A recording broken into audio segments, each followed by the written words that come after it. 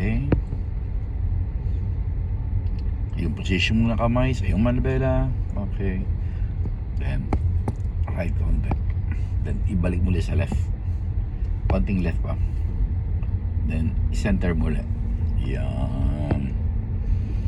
Okay.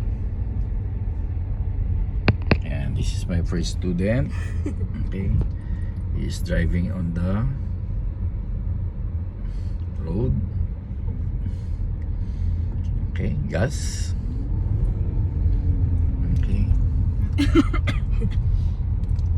Half brake. Gas ulit. Okay. Pag sinabi natin half brake, slow down. Then pag sinabi natin full brake, yun yung stop na. Sige, gas ulit. Then iwasan mo itong tricycle on the right. Yan. Then tayo ay mag right turn. Good.